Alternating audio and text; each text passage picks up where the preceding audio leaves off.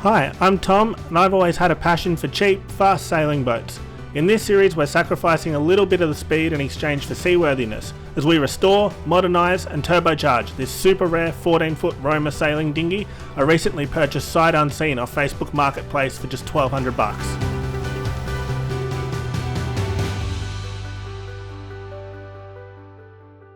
So if you're new to the channel, I'm currently just trying to get rid of all the yellow paint that was on this boat when I got it.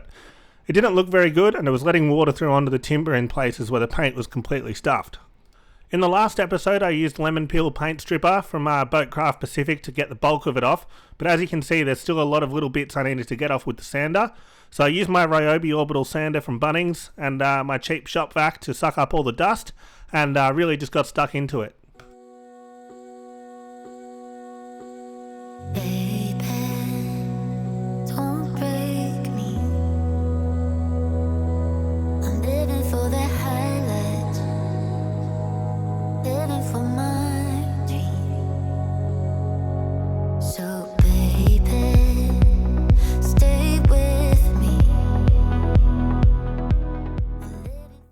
On Monday night, obviously a little bit late to use the power tools, so I'm just going to get the sanding block and start hand sanding these larger floor panels, and then once those are done sanding, I will be able to paint these and the smaller floor panels because they'll all be the same colour.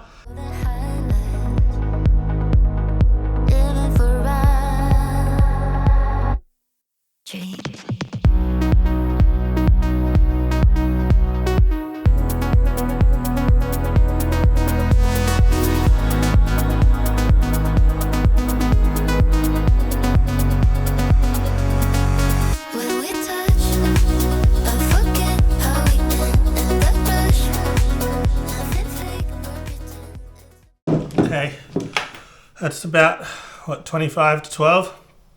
I think that'll do. Got those big floor panels done.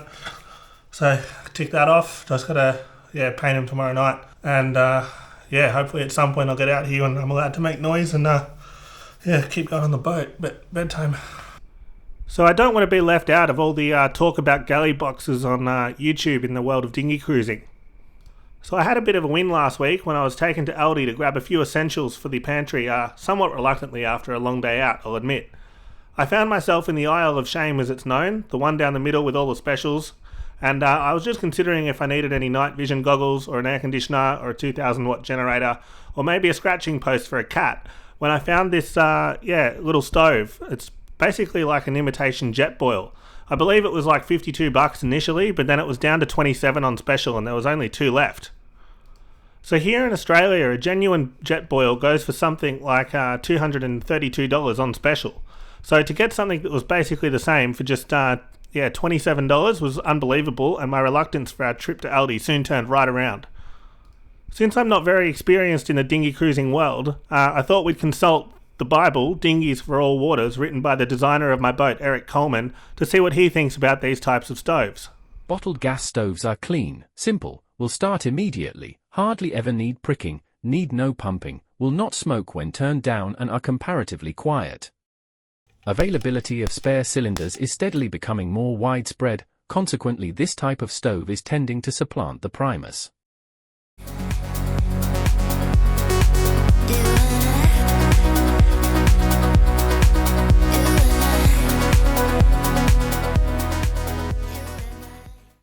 So for painting the Roamer, I've decided to go with 2-pack paint from Norglass, who are like an Australian paint manufacturer.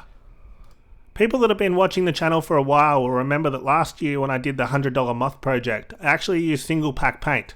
But I've since found that the paint on that boat's easy to scratch and sort of come off. Although I can't really blame the paint, because if you remember back then I was actually working outside in the middle of winter in the rain, underneath a tent that kept blowing away.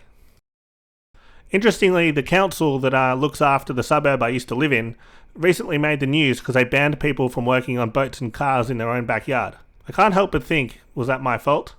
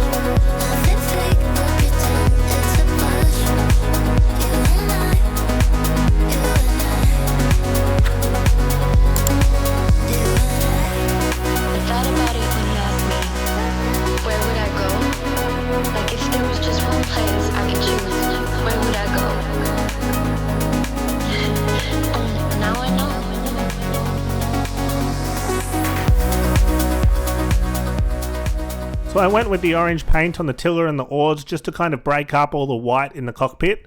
And I thought it just gave the boat a bit of an Amoka feel if you follow around the world yacht racing, where they've got kind of, bright crossbars on the tillers and stuff.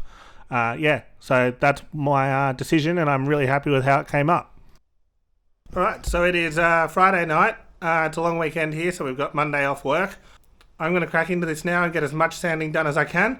Hopefully, I'll be able to get maybe a coat of undercoat on this tonight, because I really need to get this boat finished and get working on these other projects. So let's get into it.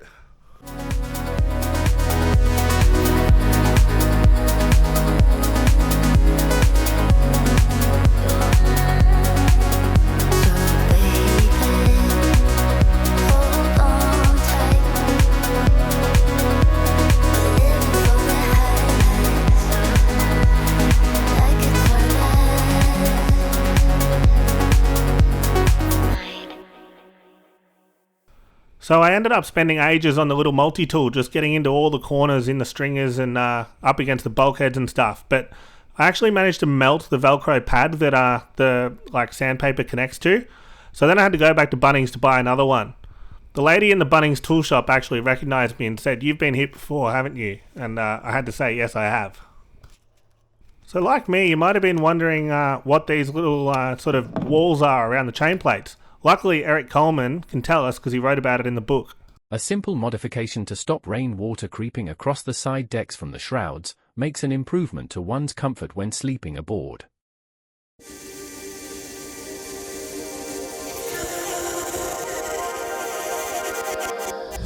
I'm a drop in the ocean. Unfortunately, the replacement little triangular pad thing that I bought from Bunnings didn't last long at all. Alright, so it's Saturday afternoon now. I'm just going to keep going with this sanding.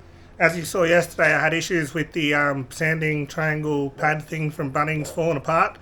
So I managed to track down one of the Makita ones. They're a hard thing to get. Only a couple of tool shops in Melbourne had them in stock, so it's a bit of a drive to get this one. But I really hope it's better. A lot of the reviews I found said it is. So I felt like the sander wasn't really vibrating the sandpaper by the end. It was just shaking my hand. So yeah, hopefully this makes it a bit easier and we can just finish this cockpit off. And once that's done, we're through the kind of really crappy part, and we'll be able to start painting. Just a face in a crowd waiting to be seen. Big dreams set in motion. I wanna go where no one's ever been. I would climb the highest mountain. I would dive the deepest sea just so I could make.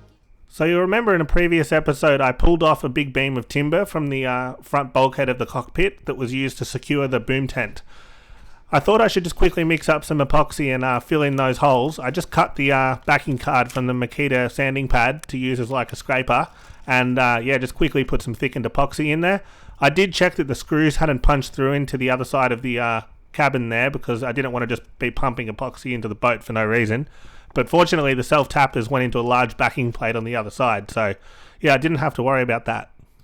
Just a quick thanks to everyone that leaves a comment on the videos. It's so cool to see where everyone's watching from, like this guy from South Westland in New Zealand. They have a really cool bridge over some nice looking water.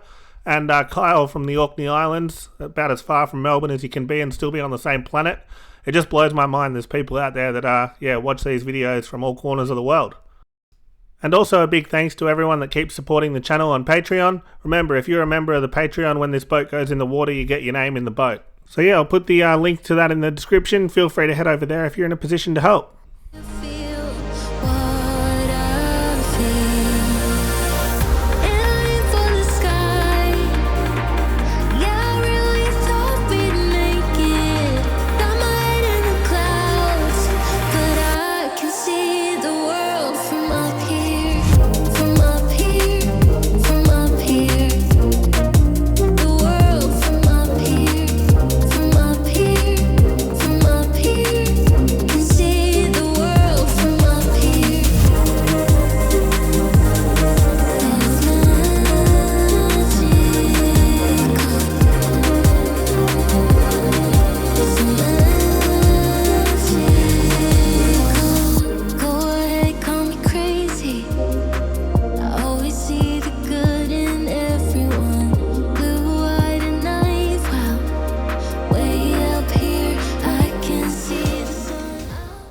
So finally, after probably about 3 weeks of work, it was time to actually start painting the boat. I was really looking forward to this part. I started this at about 4 o'clock and finished it at 12:30 in the morning, so I thought it would be an easy job, but it actually took forever just because of the intricacies of the cockpit. So big job, but yeah, really happy with how it's going so far.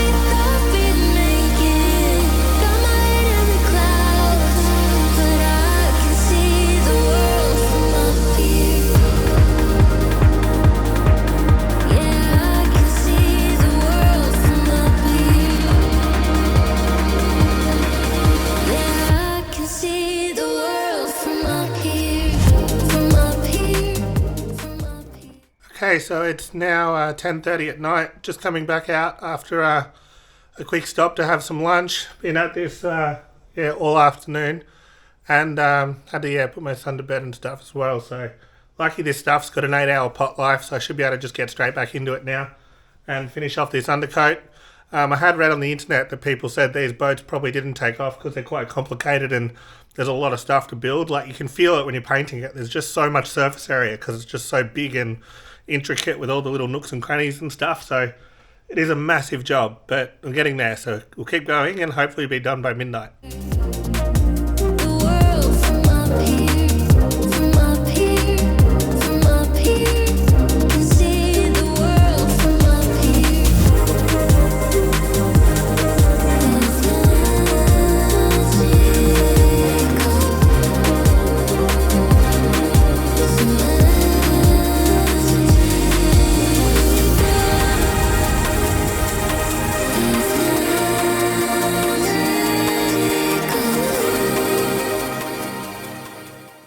So 24 hours since I put this on.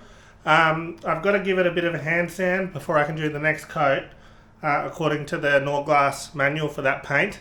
Unfortunately, tomorrow is going to be 42 degrees in the afternoon, so a little bit hot to paint. So should be a cool change coming through later in the day.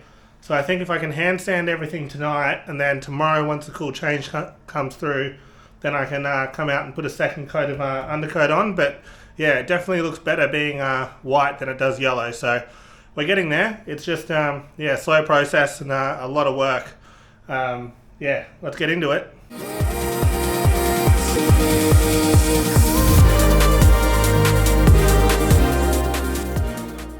So unfortunately, I didn't get that second coat of paint on today because it was over 40 degrees, so it was just a little bit hot to work in the shed. I'll keep at it this week and hopefully get it done before the weekend. Thanks for watching, and remember to like and subscribe. If you have any friends you think might be interested, please feel free to send a link on to them. It's greatly appreciated. We're so close to 2,000 subscribers, which just blows my mind because I still remember when there was like 3 and I was so happy to have 3 subscribers. So yeah, thanks for watching, and I'll see you next week.